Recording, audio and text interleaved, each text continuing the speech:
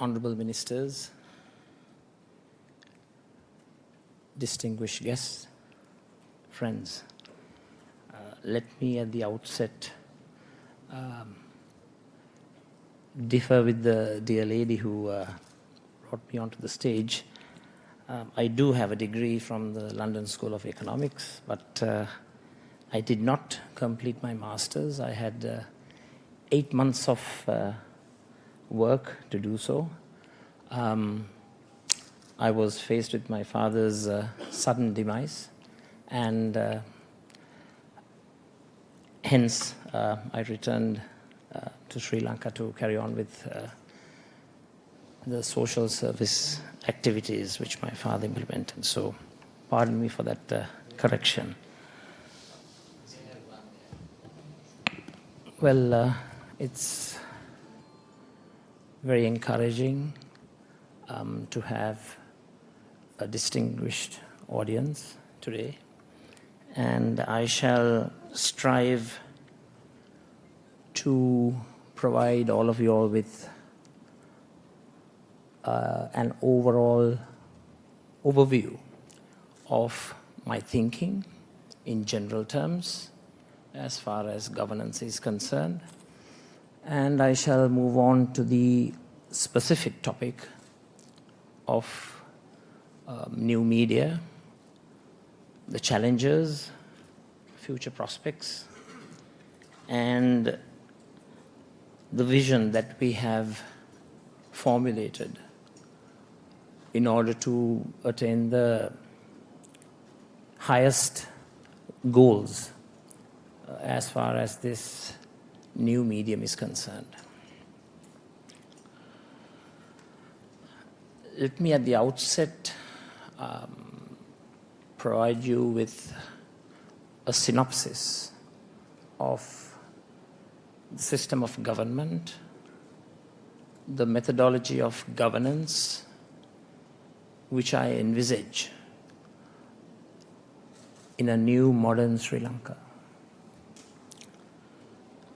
Now, friends, if we are to prosper as a nation state, I fervently believe that prosperity is predicated upon fulfilling 4 essential prerequisites. First, I believe the necessity to establish decision-making structures that promote sound decision-making, which ultimately results in positive policy resultants. Then through that process, we can move on to identify the national priorities to be incorporated in the governance agenda.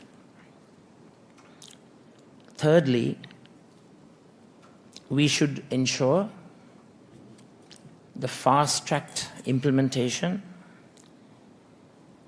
time-targeted policy implementation in terms of the policies that we have formulated. Lastly, it is most essential that we have a thorough monitoring and feedback on the various policy initiatives, its successes and failures. If we look at the various decision-making approaches that most world leaders have followed, if I may give you a few examples, how US President Franklin Delano Roosevelt brought out his country out of the Great Depression in the 1930s through the New Deal. John F. Kennedy, through his New Frontier program.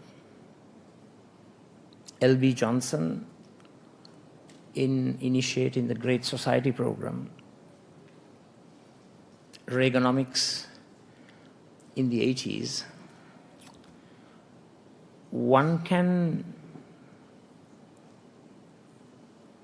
come to a conclusion of a common thread that was prevalent in the decision-making process.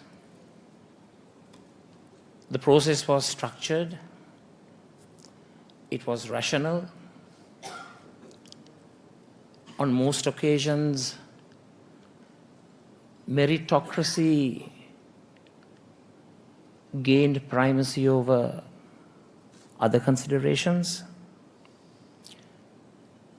Specialists, generalists, experts, research-based think tanks provided the main policy inputs, and the policy resultants were a product of thorough analysis, information assimilation, scrupulous examination of facts and details. Now, why I'm talking about the processes is because my experience in the last decade in Sri Lankan governmental policy formulation is far different from the policy-making models that were adopted by the great leaders of the world. Ours is a system which is primarily ad hoc, personality and cult driven, disjointed, haphazard, and the consequences of such a process are policy resultants that are detrimental to the national interest of our country. So I think, first and foremost, it is imperative that we establish a coherent decision-making structure when deciding on national priorities and when determining the national agenda. The state of the decision-making apparatus, I must say, has a direct correlation to the productiveness of the policy resultants. Now, having said that, if we look at the spectrum of policies that a government and a nation state enunciates, broadly it can be categorized into economic policy and social policy. Now, when we talk of economic policy, in the present day, I believe there is a structural crisis in the social strata. This structural crisis is a result of skewed, prejudicial economic policies that have favored one particular sector of society while ignoring the rest in total. I firmly believe in the model of shared prosperity and inclusive growth. As macroeconomic targets, we should aim at low inflation, minimal unemployment, high exports, low budget deficits, debt reduction, achieving high national disposable income, maximization of the utilization of scarce resources, high foreign direct investment. Now, these are some of the macroeconomic objectives that we have to achieve if Sri Lanka is to be economically great. How do we do this? Well, there are a number of models and theories which a variety of decision makers espouse. On the one hand, you have the Keynesian aggregate demand management model, and at the other extreme, you have the typical free market, Fred Hayek, Milton Friedman, neoliberal economic model. But I believe what's most suited to our country is a mixture of these two models which possess the major attributes in spurring economic growth. We are all cognizant of the pivotal role played by the small and medium-term entrepreneurs being the engine of economic growth. And we should strive a plethora of stimuli to ensure that we harness all resources, use and utilize policies, tools and instruments to ensure that we gain economic prosperity by supporting the SME sector. As a country, we need to have geographically targeted policy approaches. I'm reminded of the Thatcher policies in the 1980s. It was well known as the enterprise zone policy. A similar model was followed during the presidential tenure of my late father, the garment factory program, which distinguished and demarcated geographically the areas according to their economic circumstances. If we are to progress, if we are to develop and thrive in the international economy, we have to follow the export-based economic development model. And when it comes to growth, I fervently believe that the greatest value addition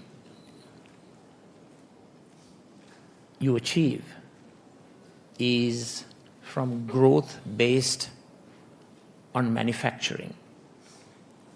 This has been proven to be the case during the 80s and 90s. And if you observe the progress made by the Asian tigers, the Asian economies, in the late 90s and early year 2000, manufacturing-based industrial development and economic growth has proven to be the most sustainable economic growth that one can achieve. If I may move on to the social policy aspect,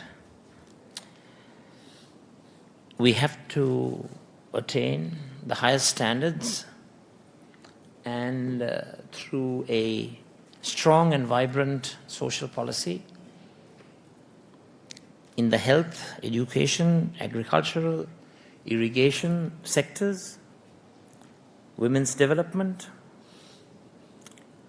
road infrastructure, transportation and highways, and most importantly, as far as the youth are concerned. We have to have innovative strategies, new approaches,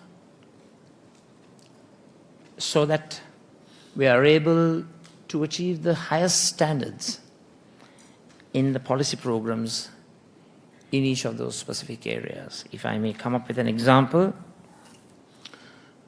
in the youth sector, we are planning on establishing a youth charter with adequate parliamentary enactments which would give legal teeth. And we also propose the establishment of a national innovation fund, a national startup fund to support the talented, capable youth who are keen on starting up new ventures and who are instrumental in formulating innovative strategies in terms of business practices are concerned. We hope to provide them with the requisite seed capital and the funds and the resources that are required to promote innovation, to promote business startups, and thereby make the youth of our country partners in the country's progress and prosperity. So basically, I gave you that particular overview with a specific issue in mind. Today we are talking of new media, innovations, artificial intelligence, modern technological approaches for solving problems. All this gamut of ideas have to be translated into action. We are all too familiar with the sizable gap that exists between declaratory policy and action policy. We have seen many a grandiose program announced, given huge media publicity, but at the end of the day, the implementation of these ideas are very much stagnant, or they're implemented at tortoise pace. So I think in governance, formulation of the policy imperatives are vital. Such formulations should be rational, should be to the benefit of the nation's interest, and such policies have to be implemented through a time-targeted approach. Let me move on to the topic of the day, new media. Now, prior to examining the issues related to new media, let's look at one of the series of issues, specifically economic issues, which we face right now, and how modern technology, innovative techniques and methods, new media, and various other innovative approaches can be utilized to ensure that we come out of these difficult circumstances? Well, friends, we all know that as a country, we are facing a huge debt trap. All of us are quick to point out, at most times, the per capita income levels in our country. But if one examines the per capita indebtedness, I believe approximately it amounts to around 575,000 per head to date. So as a country, we are embroiled in a debt trap. In addition, we are also faced with the challenges of a middle income trap. Third, a large portion of our country are struggling with the poverty trap. So with all these traps, one has to design and devise modern policies that are relevant, that are applicable, then that would cater to resolving these plethora of problems that we face as a country. When we define new media, it's popularly described as internet and various applications that run on platforms that connects multiple producers of content to multiple readers and viewers, such as Facebook. That's just a rough definition of new media. And one of its major virtues is the creation of platforms that connect suppliers of goods and services. And it also creates increased connectivity among stakeholders and people in society. If I may go back to the 80s, I remember during my school days, even at that time, most of the multinational enterprises had technological advancement as the main theme that guided their business operations. I remember the phrase Vorsprung durch Technik, a slogan that was adopted by the Audi car manufacturers. It meant progress through technology. And that's a phrase that is more relevant than ever in the present context today. So as a government, I believe in this new era, in this modern milieu, we should harness the potential of emerging technologies to improve and empower the lives of Sri Lankans. Through a focused, government-championed digital empowerment program,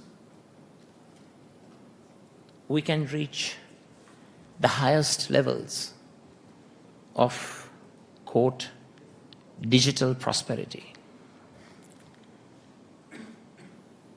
International society is on the cusp of a revolution encompassing modern digital technologies, which overcomes time, distance and space, constraints and limitations.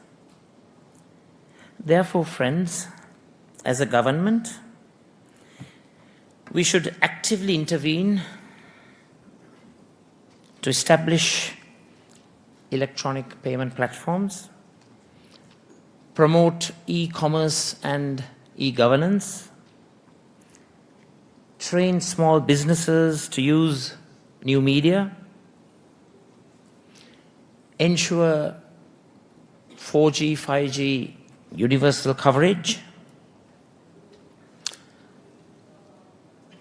promote stability in the tax structure that has a direct relationship to inward investments, while recognizing the beneficial aspects of new media. One has to take recognition of possible detrimental impacts of the actions of certain outliers in society. We should be aware of propagation of false and defamatory information. We should strive to prevent hate speech.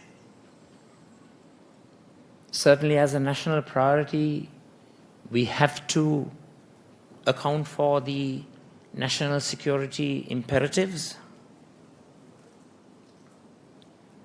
Having said that, I do not believe on the policy of collective punishment meted out to all for the actions of a few. Therefore, I believe we have to have a rapid takedown approach and appropriate, proportionate punishments meted out to those who break the law.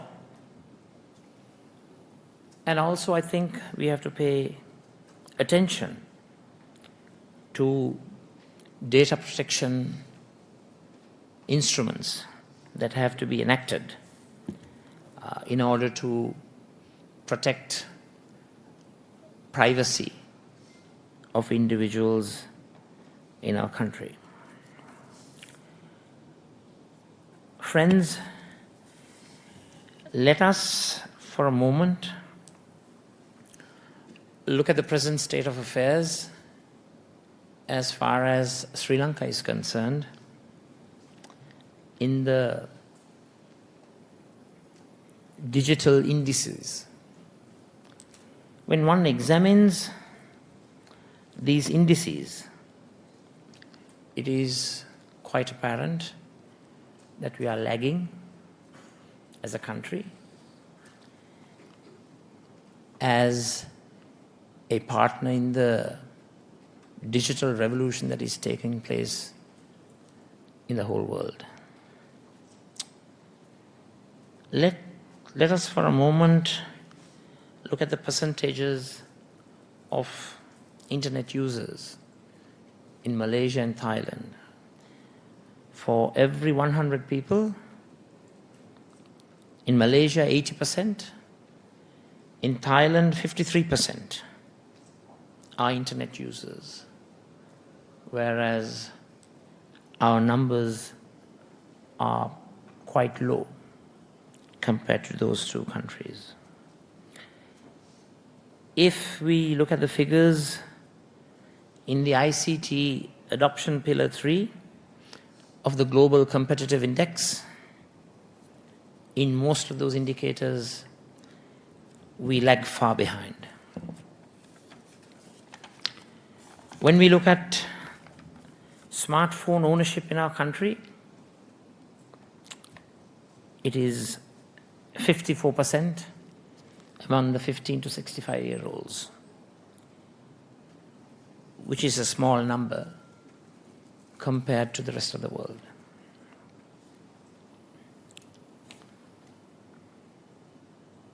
Just 37% of Sri Lankans make use of the internet. There are issues of limited skills, lack of digital literacy, low awareness, and at times relatively unaffordable services.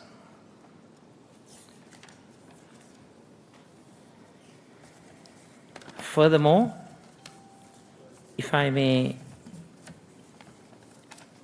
give you some more figures as far as contribution of ICT to Sri Lanka's exports.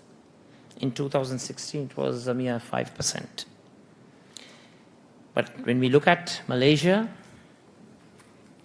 Malaysia accounted for 1.1% of the world's share of telecommunications exports, while Thailand amounted to 1.7. While these figures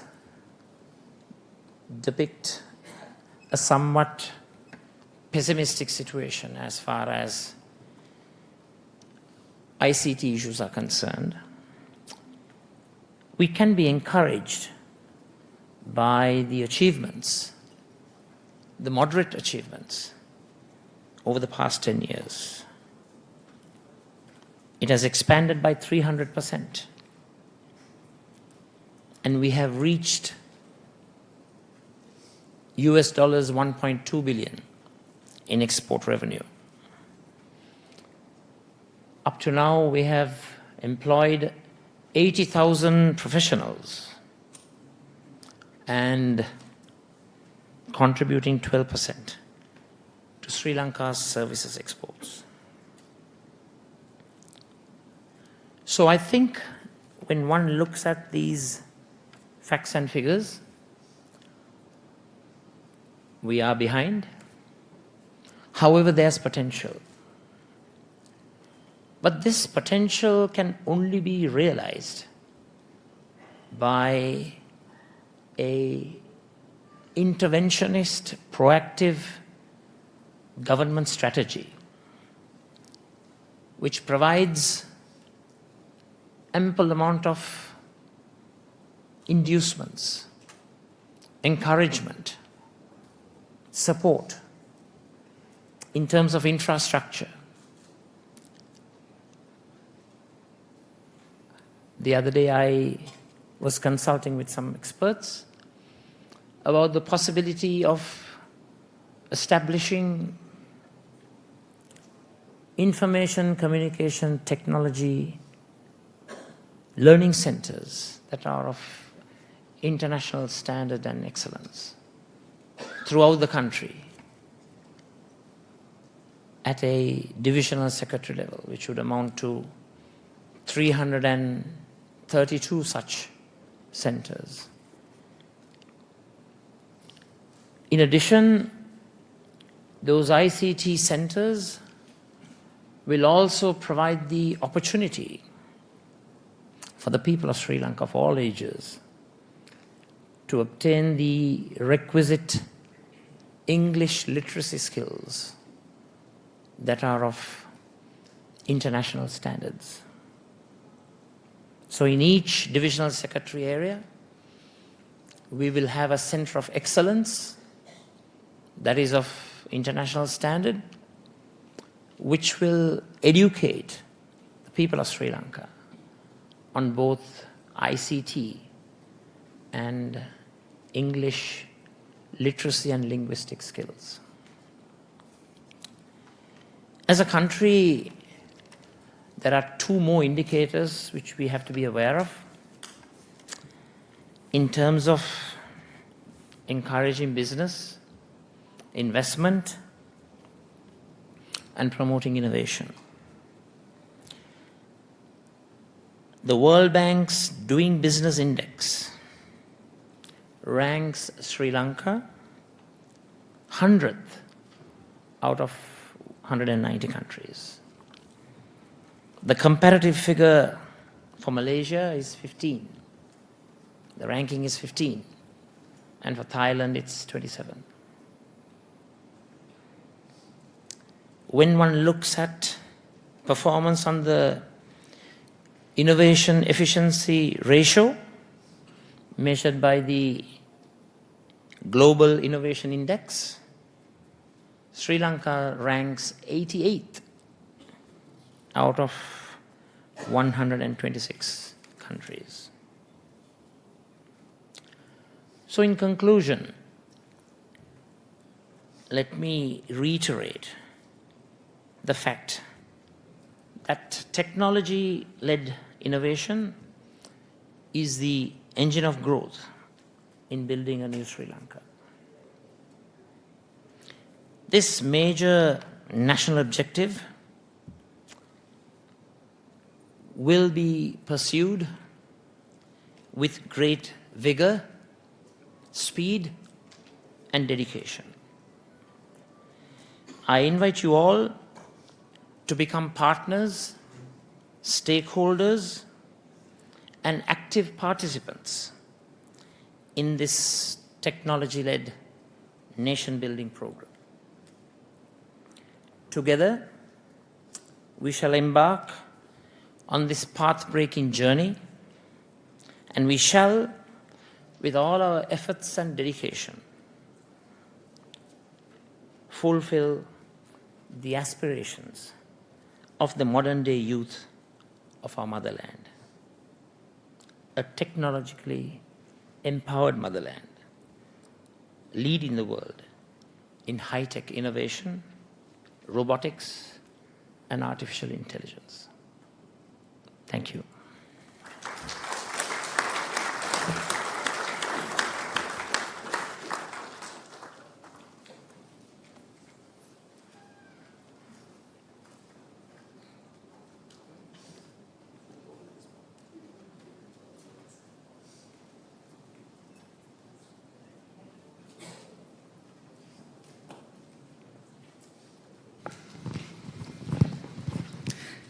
Thank you very much, sir.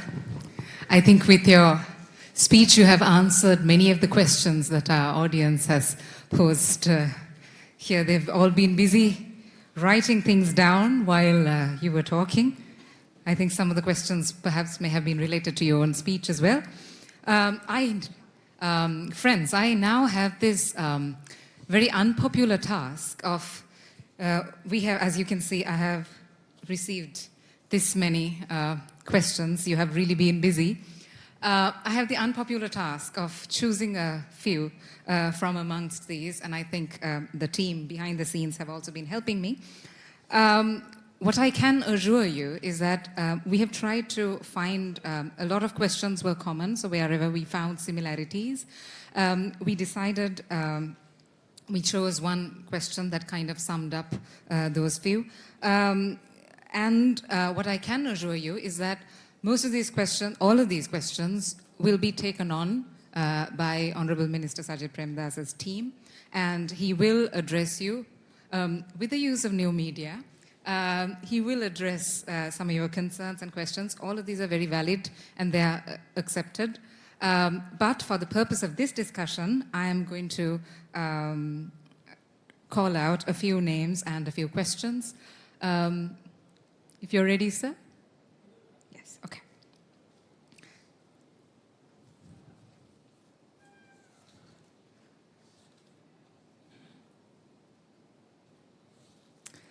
Right. Right, the first question we have is from Purna Fernando. Yes, there we are. So Purna is asking this question. How can new media, social media, be used for developing and transforming Sri Lanka?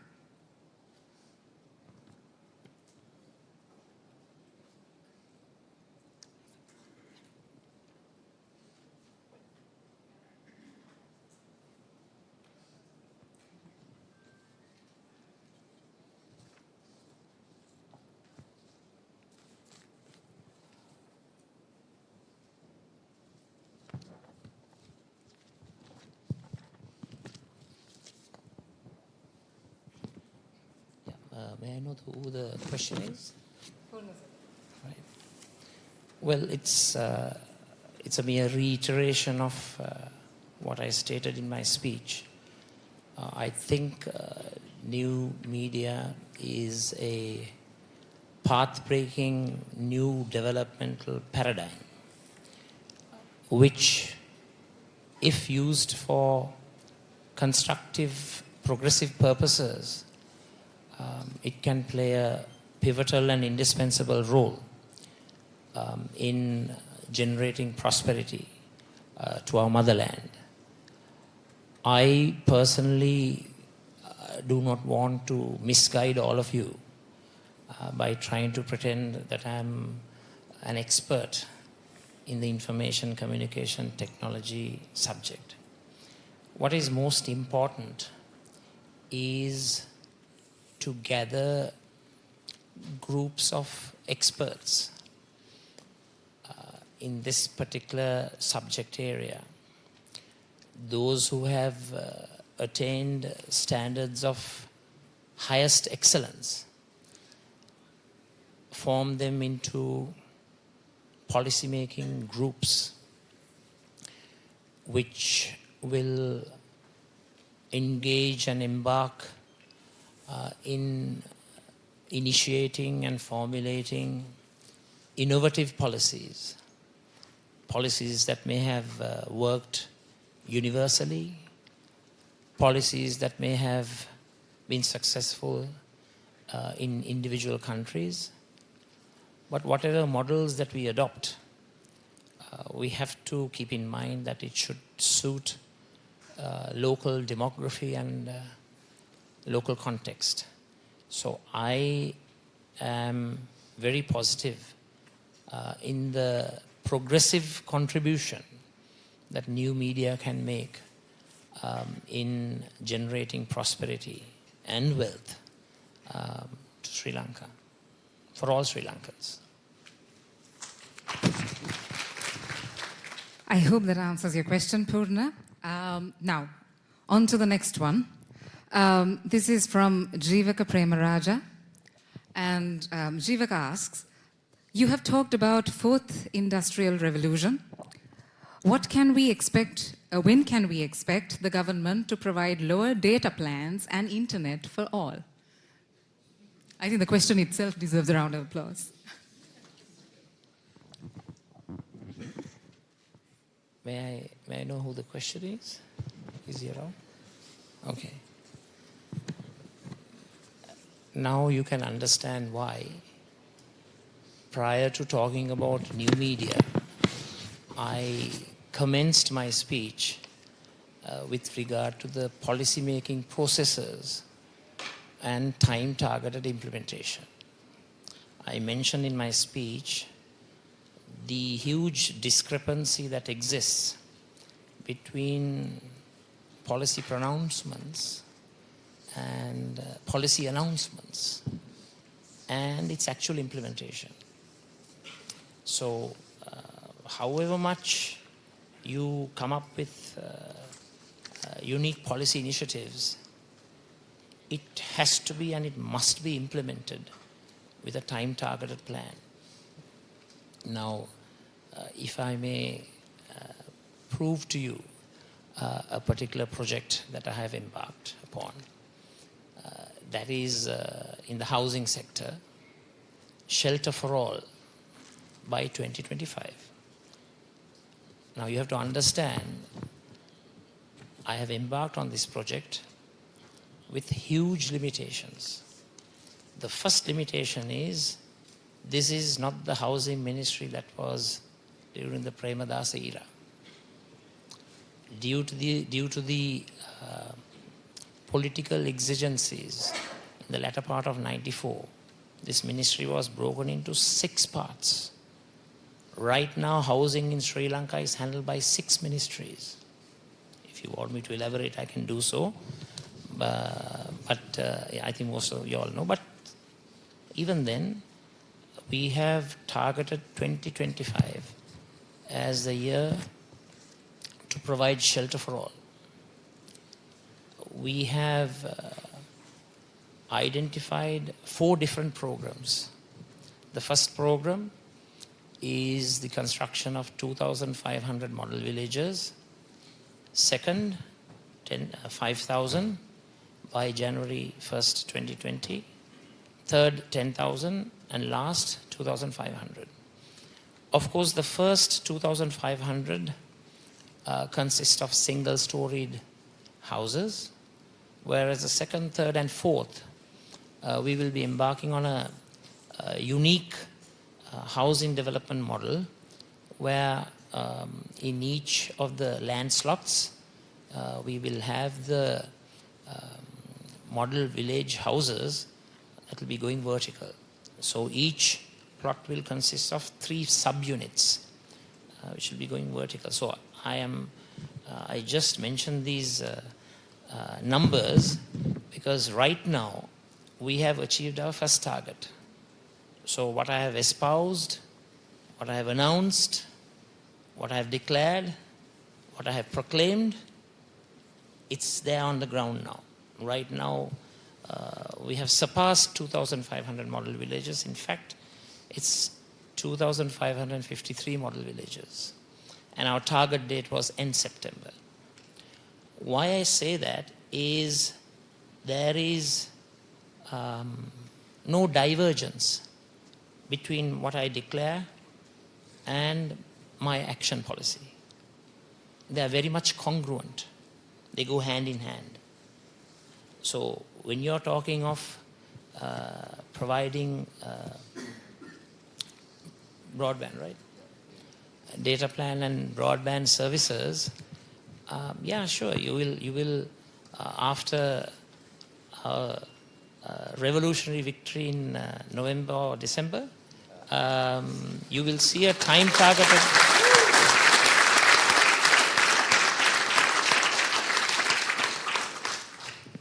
I'll try to be modest, but you will see a clear-cut plan, targeted plan, and there will be politicians and government personnel who will be responsible and accountable in achieving those plans. So those who achieve will be promoted. Those who are not up to the task, I'm sorry, they will certainly be demoted. So we will have a surgical approach to governance. It will be results oriented. It will be there to be seen. You will see it with your own eyes. You will hear it with your own ears. And certainly you will feel it in your heart.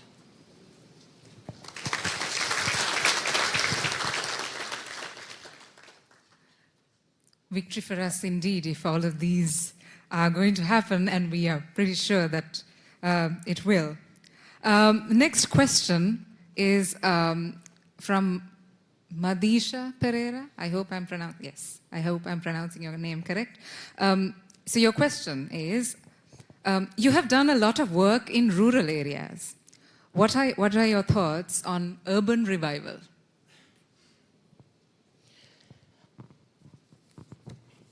May I? Okay. Because I love to answer while, looking at you direct. So pardon me for searching for you. I generally like to look right in the eye and answer.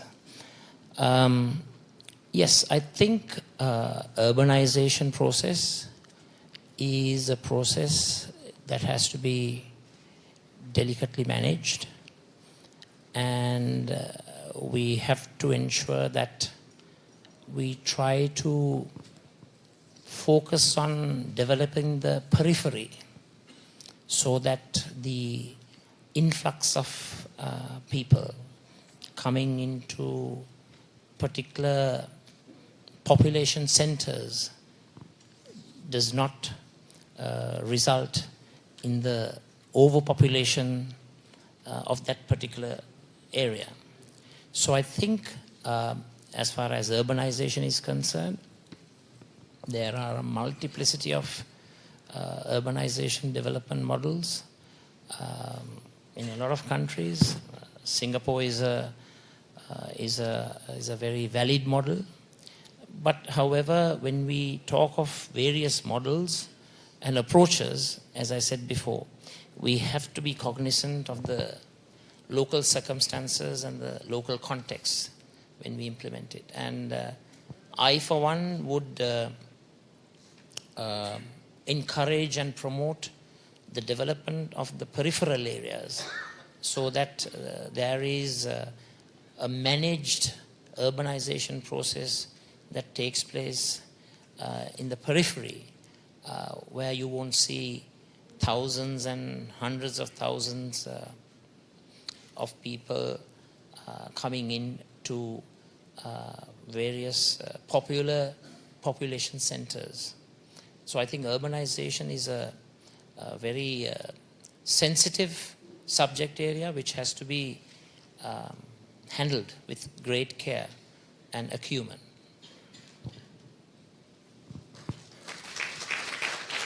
Thank you. I can feel the intensity in the room. It's, heating up a little. I can feel everyone sort of, will my question get picked? Or, when will I get the answer to my question? You will. If it doesn't happen... I hope the questioners don't eat me up. I'm not so sure about that, sir, but let us see. So the next question we have is on transparency and corruption. This question is from Kishan Palihakar. Here we go. So Kishan's question is, how can new media help with transparency and control of corruption?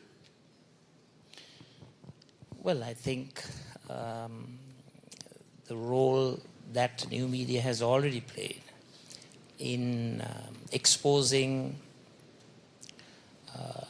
the various indiscretions, that's a diplomatic word, corrupt activities, transgressions. It's laudable, the role that new media has played, but I would try to state that it's very important that such exposures are based on substance, fact, and evidence, rather than on speculation, character assassination, and innuendo. That is most important. Fact-based investigative exposures would be a very refreshing phenomena in Sri Lankan society. When I was a student in the United Kingdom, there were two investigative programs, of course, in the traditional media. If I remember correct, both were on BBC. One was Panorama, and the other was World in Action. Later, if I remember correct, Channel 4 News also commenced their various investigative programs. Now, by and large, most of those programs which were investigative based their reports, deductions and conclusions on fact, not on fiction. So I think if the same approach is adopted by the practitioners of new media, I think it would be a thoroughly refreshing new tool available to all of us. Well, not ourselves, I mean certainly the people of the country as a whole. And it will act as a necessary check and balance to ensure that misgovernance or misdeeds do not occur. Now, I think new media can always utilize various instruments and tools which are now at their disposal. Specifically, one of the revolutionary parliamentary legislations, the Right to Information Act, RTI. I think it was a novel approach to promoting democracy. And also, if I remember correct, in recent times, the Speaker of the Parliament has permitted the live telecasts of the various parliamentary investigative committees that examine and go into the various actions of the executive branch. So I think there are many an opportunity right now, and I think we should allow greater freedom and greater mobility in terms of permitting the new media to investigate issues. But I hasten to add, investigations, conclusions and deductions not based on innuendo or fiction, but based on substance. Thanks. Our audience today is a very good representation of society, I think. We have questions here from civil society organizations, youth representatives, from business organizations, from various chambers, and so on. And like I said earlier, all of your questions will be taken on board. But I have the last three in my hand, I think. So quickly on to the next one. This one is from Yasmin Premanath. Okay. Yasmin Premanath, she's over there. Her question is, what are your thoughts to promote startups in digital technology era? I think I mentioned the fact that we as a government, the future government, we would like to prioritize and enhance the attention that is given to the new business startup programs. And I mentioned in my short presentation the establishment of a new startup fund and the establishment of a fund that encourages and promotes new innovations. So certainly we will strive to achieve those goals and to ensure that we as a country encourage the youth and the rest of the citizenry of our country to innovate, to promote critical thinking, think anew, not restrict yourself to a traditional framework, but think out of the box and come up with new ideas and new programs that would be beneficial and helpful for the future progress of our country.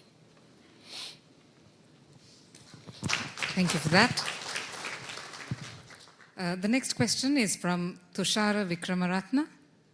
Tushara Vikramaratna, where are you? There you are. So his question is, Sri Lankans have excelled in exporting software. And what is your thought in developing cyber hubs in Sri Lanka? Certainly, that's the next level to which we should go on. I think as far as exports are concerned, as a percentage, our contribution is still at a small level. And here again, I think the government should not leave any stone unturned to provide the maximum amount of encouragement and incentives to fulfill this particular purpose. And here again, the suggestion that you make is part and parcel of the digital revolution which we hope to embark upon. And make no mistake, this will be a digital decade. as far as our country is concerned. On to our last question today. Chandana Veeratunga asks, where is he? There. Chandan Veeratunga asks, how do we ensure that the fake news and negative impact of social media doesn't impact our society and our democracy? Well, I personally think that rather than putting forward legislative restrictions, I think self-regulation would be the order of the day. If we go to legislate and enact acts of Parliament restricting the operation of new media, I think we may be on a slippery slope towards enhancing those restrictions at future dates. Rather, I believe that some mechanism, which I have not thought about, to be very frank, but some mechanism, if it can be formulated within the industry itself, a self-regulating mechanism, whereby, say, for example, the new media community are formed into societies, and those particular societies have their established guiding principles, rules, regulations, limitations. I think self-regulation would be the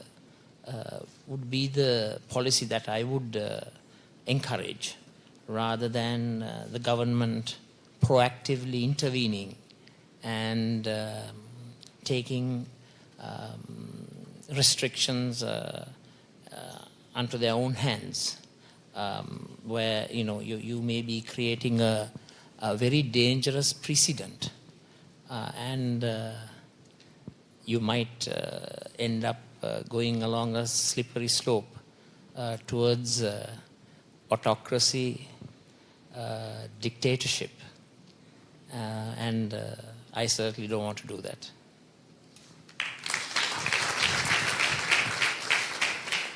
Well done, sir. I think now, you if have... if I may just interject, we'll give some more opportunity for... A few more? Okay. A mic over there, please. Yes, okay. My question is actually based on the same question that the gentleman asked. Can you hear me? Yes. Okay, so I personally think that there has to be some kind of regulation. That self-regulation probably won't work because humans being human. So I'm actually kind of confused. Why would you say self-regulation? Because I mean, just like any other laws have to follow human action, when a new media comes in, I think there should be new regulation. What is your idea on that? Well, let me just provide you with a bit of a contextual background. What was the pre-2015 situation in our country and the post? Do I need to remind you of the prevailing fear psychosis, extreme limitations and restrictions that were placed upon individuals, people of our country?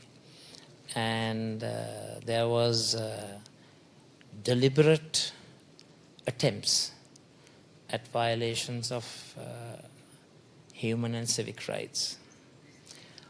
If I remind you of the fact that we as a government removed criminal jurisdiction, defamation, that were placed upon the media, which was one of the most path-breaking decisions that we made as a government. While one may have inclinations to follow the path of providing legal restrictions, the reservation I have is one might be embarking on a path which could be dangerous, which may end up in the other extreme of imposing severe and harsh restrictions. But I do understand, having personally experienced the wrath of unsubstantiated accusations. But still again, we have to look at the larger picture rather than our personal inclinations, personal proclivities and preconceptions. We have to look at the larger good for all. And I personally think that self-regulation is the order of the day. Yeah, that's what I meant by societies. Establish themselves into societies. I'm sorry I differed from your suggestion. In the interest I of... hope you won't keep it against me.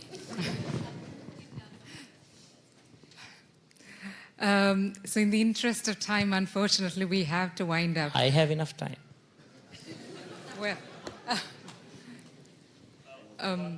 Because I fervently believe in this system of impromptu questions and impromptu answers. all right. I hope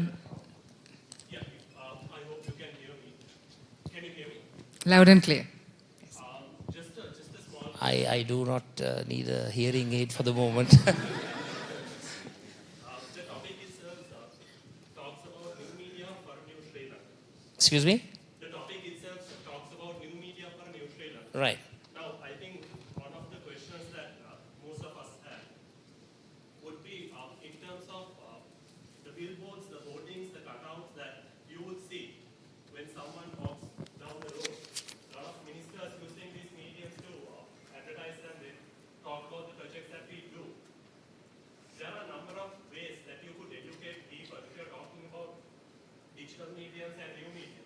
So, a UNP government that's hoping to come to power by 2020, what sort of an alternative plan do we have as a party to eradicate this option of polluting the environment with the use of polythene and all these traditional methods of putting cutouts and hoardings? So, I would like to understand what's the futuristic plan that the UNP has in place to eradicate that and then introduce new forms of communication channels and mediums. Well, one approach would be to have complete universal digital coverage and provide the necessary facilities to encourage 100% digital literacy. Having said that, I agree with your thinking, but I do not provide answers that are impractical, that may be announced but may not be practiced, as you may have seen through the actions of the past 2-3 weeks. Something was pronounced, but something else was implemented. But I certainly accept your position that more environmentally friendly propaganda approaches, environmentally friendly propaganda approaches should be used and utilized, and certainly we will look into this aspect very seriously and have a program to address your concern. Your concern is extremely valid. We can take another question. As long as they are friendly. One here.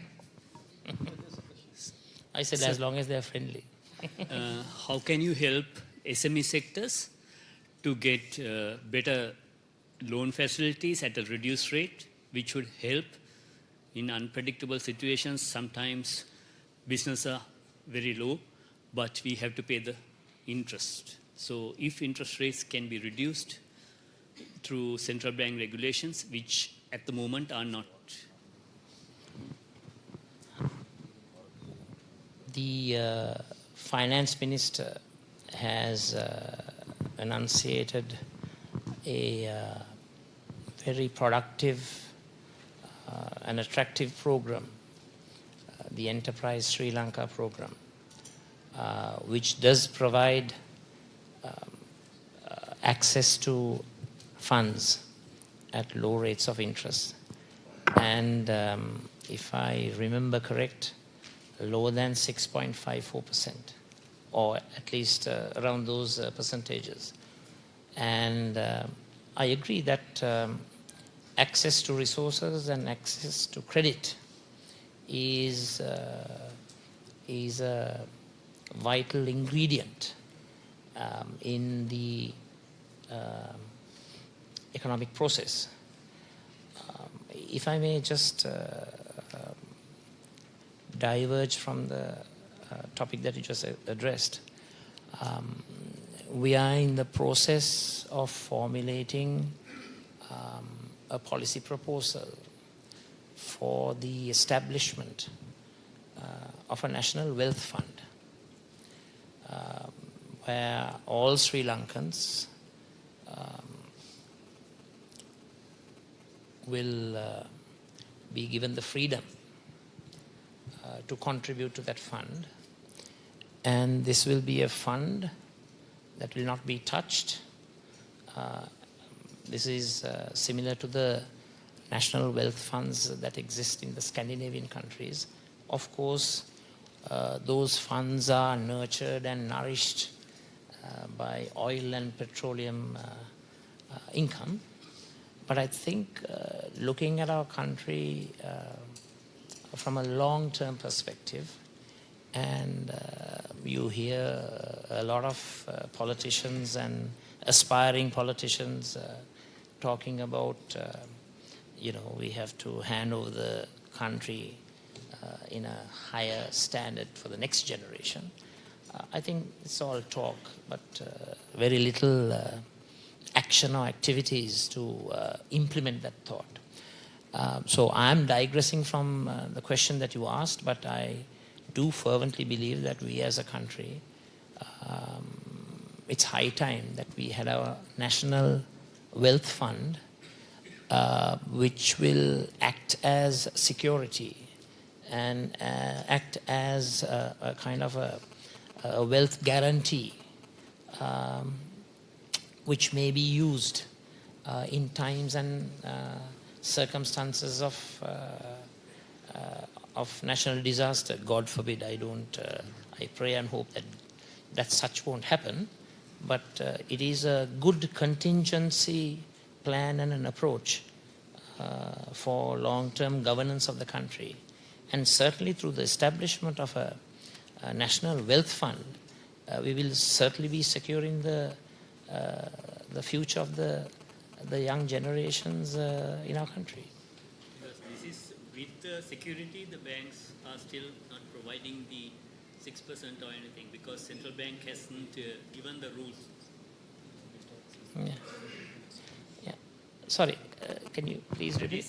Despite giving the security, Right. The banks are still going at a higher rate because central bank hasn't given the rule to the private banks. Is this with regard to Enterprise Sri Lanka? Not enterprise. Okay, SME now that loans. you have come up with an individual problem, if you forward the problem to me, I will act as a facilitator to resolve your issue.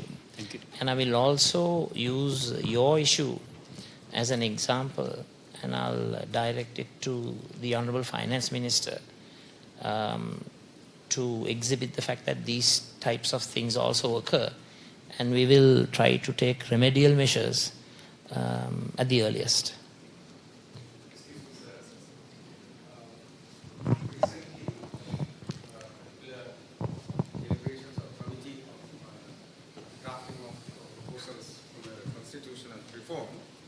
presented their report to the Parliament, do you approve the particular aspect, the provision that they have drafted, proposed for the devolution with regard to the Northeast, especially the North, accepted by the TNA, whatever proposals that were presented to the Parliament with regard to the aspect of power sharing, the administrative power for the province, do you approve that, or do you need more devolution, or do you have constraints of your this thing, or you advocate?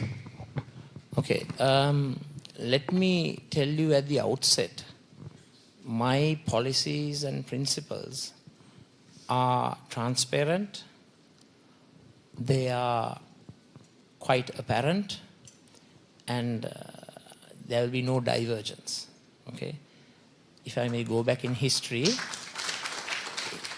yeah, I'm yet to answer the question. If I may go back a bit in time, you had the hilarious situation where the External Affairs Minister and the then Executive President making various utterances to suit those respective stakeholders and constituencies. I'm sure you vividly remember that there were occasions where the head of state and the External Affairs Minister used to talk about 13 plus when they were abroad. But soon as they came to Sri Lanka, it became 13 minus. Okay? So as far as I'm concerned, my consistent principle is maximum devolution within a unitary Sri Lanka, within a unitary country. That was our policy stance in the 2015 presidential manifesto, and it remains to be that. And whatever the provisions that are enacted, please do keep in mind, it has to go through 2/3 of Parliament, and it has to be approved by a 50+1 vote referendum if it is a new constitution, right? So my principle and my belief and my practice would be maximum possible devolution within a unitary Sri Lanka. Now, having said that, if I may move on this topic a bit. Certain constitutions have a unitary character, and we see abroad various other constitutions having a federal character. I mean, if I may say so, the system that you have in the United States, it's a federal constitution. Now, when I talk of a unitary Sri Lanka, I don't mean it to be a mere paper qualification or a constitutional qualification. The unitary Sri Lanka has to be worth the paper it is written on. So when I'm talking of unitary Sri Lanka, people of all religions, of all ethnicities, of all economic, social, and various other backgrounds, they should in their heart of hearts believe in the unitary character.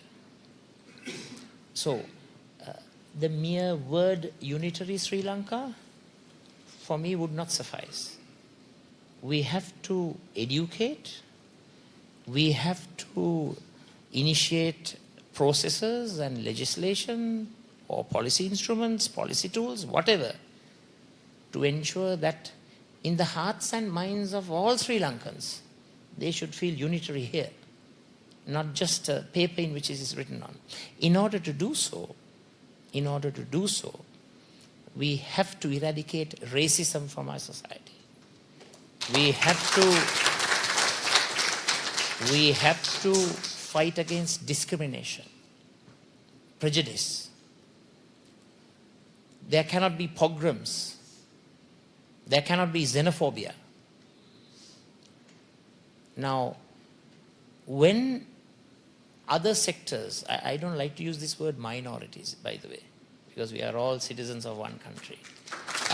So, when certain citizens of certain sectors, if they feel aggrieved, those grievances should be addressed within a unitary Sri Lanka. Okay? If they feel that they have a series of grievances, those grievances should be addressed through principles of humanism. But the issue of unitary Sri Lanka is non-negotiable.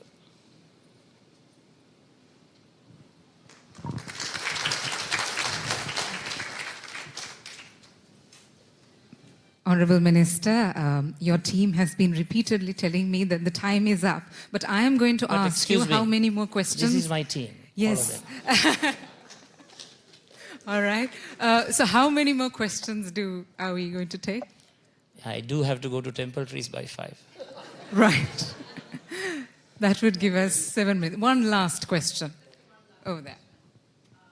There's a widely discussed aspect of doubling the digital opportunity by enhancing the inclusion of women and girls in the IT sector and information society. Just like to know what are your views on that and what kind of plans you come forward with that. Well, at the outset, you may have heard the word that I do not practice discrimination. But I do believe positive discrimination towards promoting the rights of women in our country. That I fervently believe in. I think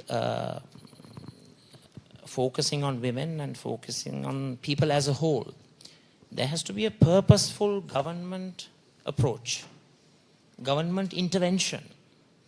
The government should physically champion a progressive program and a project to encourage greater participation in the IT sector. This is why I stated some of the policy tools and instruments that I envisage implementing, providing incentives, providing facilitation. Most important, I truly believe that we have to establish, if we are to become champions of the digital revolution, we have to ensure digital empowerment of the population. And to do so, I think the establishment of ICT centers, centers of excellence, English language centers with language labs, these institutions will play a pivotal role, an indispensable role in ensuring that the whole population become active participants in the digital revolution. So we will include your proposal when we draw up the policy prescriptions for the digital package, that we will have a positive discriminatory approach as far as the majority of the country is concerned, that is 51% of Sri Lanka. Thank you very much. Okay. Right. Harsha just revealed your credentials.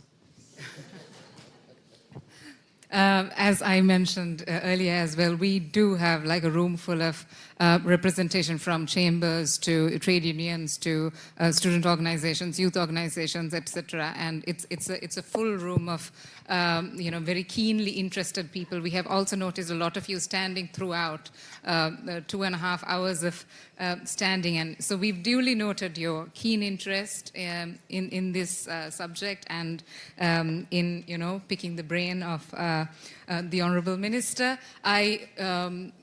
I suggest you take on new media.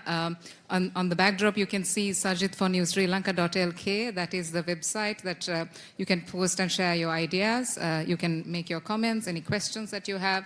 All of that you can put to practical use, the use of new media, and take on, again, apologies for any of the questions that we couldn't take on today, but please note that all of those will be addressed again through this website.